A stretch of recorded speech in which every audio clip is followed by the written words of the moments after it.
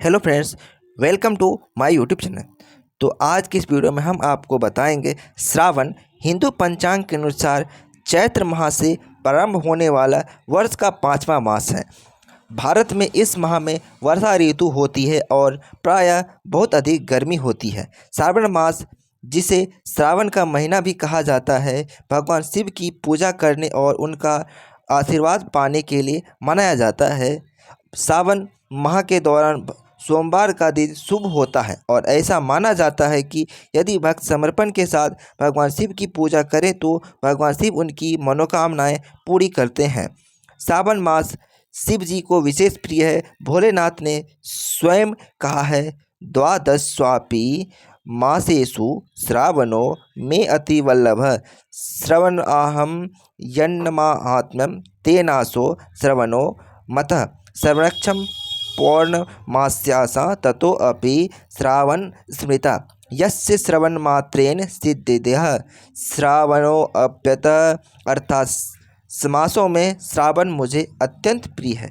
इसका महात्म्य सुनने योग्य है, अतः श्रावण कहा जाता है। इस मास में श्रवण नक्षत्र युक्त पूर्णिमा होती है, इस कारण भी इसे श्रवण कहा जाता है। इसके महात्म के श्रावण मात्र से यह सिद्धि प्रदान करने वाला है, इसीलिए यह श्रावण संज्ञा वाला है।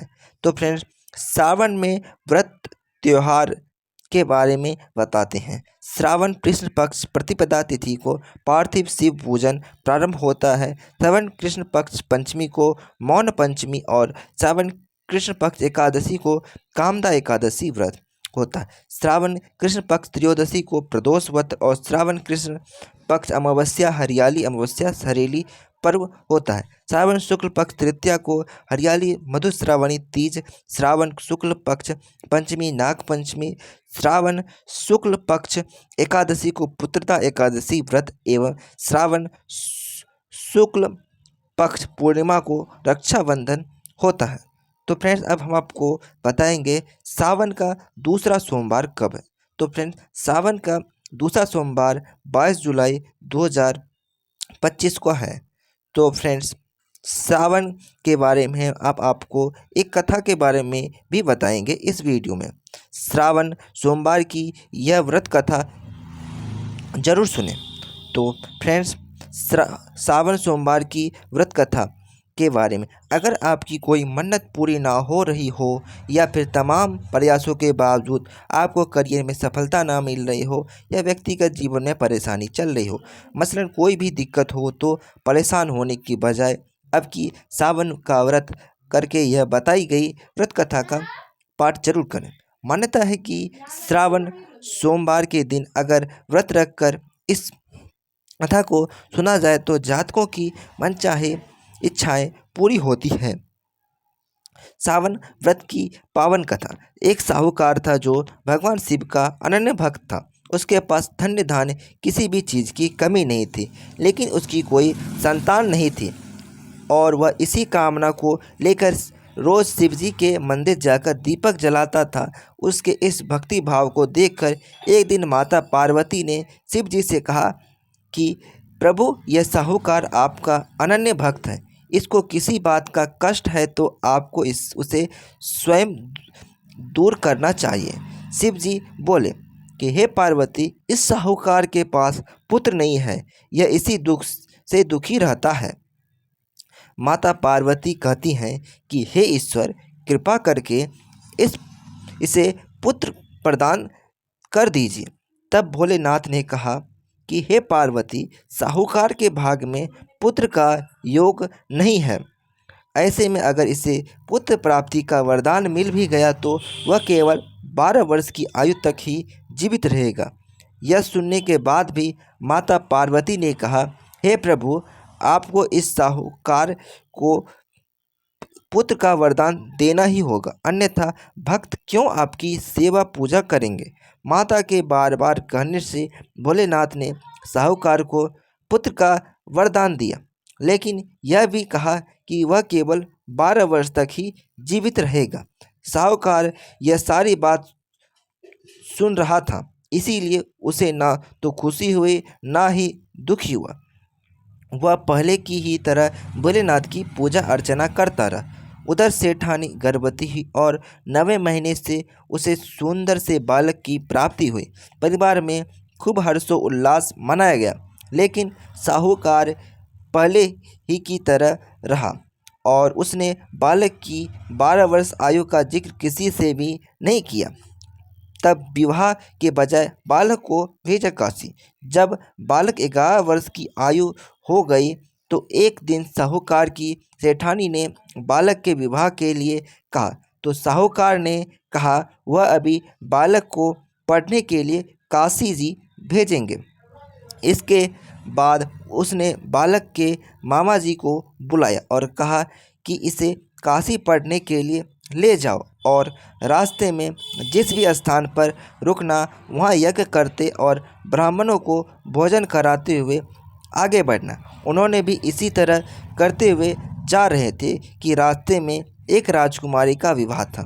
जिससे उसका विवाह होना था वह एक आँख से काना था।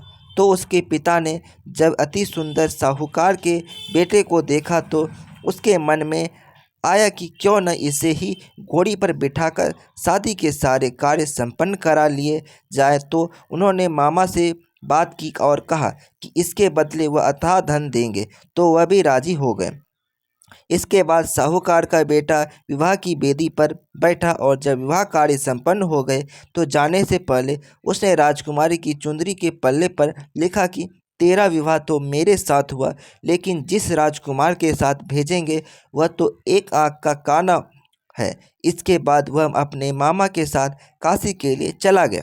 उधर जब राजकुमार ने अपनी चुंदी पर यह लिखा हुआ पाया तो उसने राजकुमार के साथ जाने से मना कर दिया। तो राजा ने भी अपनी पुत्री को बारात के साथ विदा नहीं किया, बारात वापस लौट गए।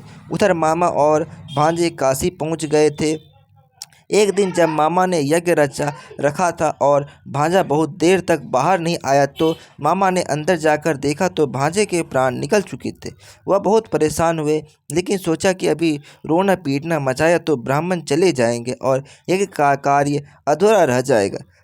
जब यज्ञ संपन्न हुआ तो मामा ने रोना पीटना शुरू किया। उसी समय शिव पार्वती उधर से जा रहे तो माता पार्वती ने शिव जी से पूछा, हे प्रभु, ये कौन रो रहा है?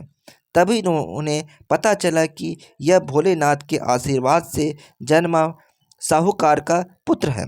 तब माता पार्वती कहती कि हे स्वामी, इसे जीवित कर दे, अन्यथा रोते रोते इसके माता पिता के प्राण निकल जाएंगे। तब भोलेनाथ ने कहा कि हे पार्वती, इसकी आयु इतनी ही थी सो वह भोग चुका, लेकिन माँ के बराबर आग्रह करने पर भोलेनाथ ने उसे जीवित कर दिया। लड़का ओम नमः शिवाय करते हुए जी उठा और मामा भांजे दोनों ने ईश्वर को धन्यवाद दिया और अपनी इस नगरी की ओर लौटे। रास्ते में वह नगर पड़ा, राजकुमारी ने उन्हें पहचान लिया। तब राजा ने राजकुमारी को साहूकार के बेटे के साथ बहुत सारे धन धान्य के साथ विदा किया। उधर साहूकार और उसकी पत्नी छत पर बैठे थे। उन्होंने यह प्रण कर रखा था कि यदि उनका पुत्र सकुशल ना लौटा तो वह छत से कूदकर अपने प्राण त्याग देंगे। तभी लड़के के मामा ने आकर साहूकार के बेटे और बहू के आने का समाचार सुनाया, लेकिन वे नहीं माने। तो मामा ने शपथ पूर्वक कहा। तब तो दोनों को विश्वास हो गया। दोनों ने अपने बेटे बहू का स्वागत किया। उसी रात साहूकार को स्वप्न में शिव जी ने दर्शन दिया और कहा कि तुम्हारे पूजन से मैं प्रसन्न हुआ। इसी प्रकार जो व्यक्ति इस कथा को सुनेगा उसके समस्त दुख दूर हो जाएंगे और मनोवांछित सभी का मनोकामनाएं की पूर्ति होगी। तो फ्रेंड्स, मैंने आपको इस वीडियो में सावन सोमवार का व्रत के बारे में बताया, जो कि दूसरा सोमवार था। तो फ्रेंड्स, आप लोगों को ये वीडियो कैसा लगे ज़रूर बताइएगा। Thanks for watching my videos.